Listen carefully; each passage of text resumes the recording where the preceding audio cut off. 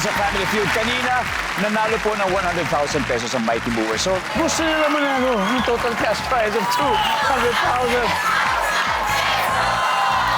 Whatever happens, manalo, makuha, hindi, may 20,000 ka.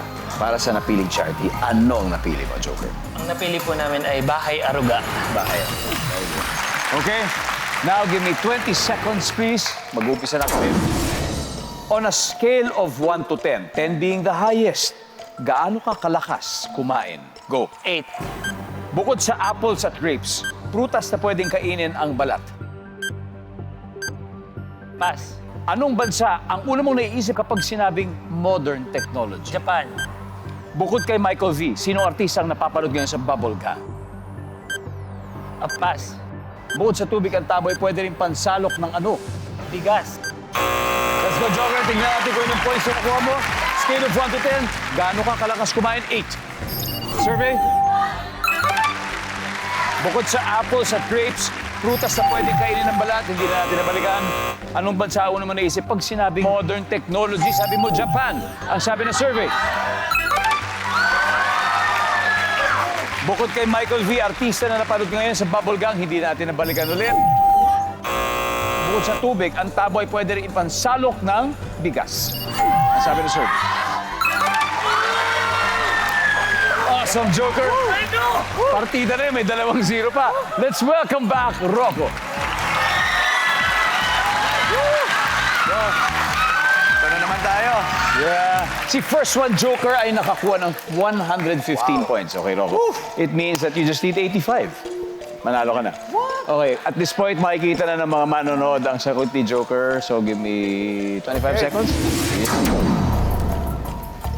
On a scale of 1 to 10, 10 being the highest, gaano ka kalakas kumain? Go.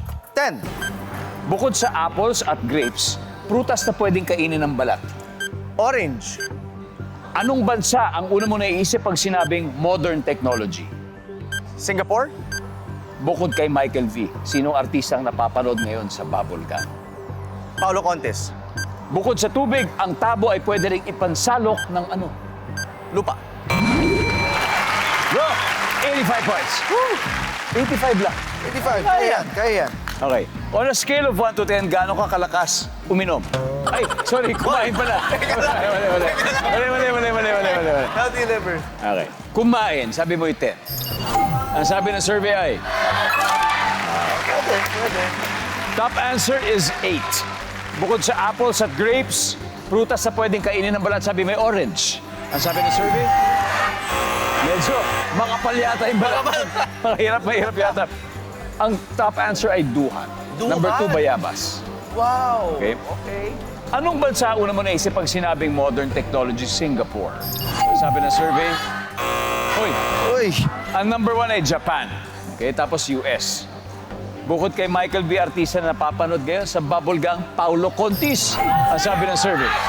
Top answer. One last. Bukod sa tubig, ang taboy pwede rin pansalok ng lupa. Ang sabi ng survey. 1.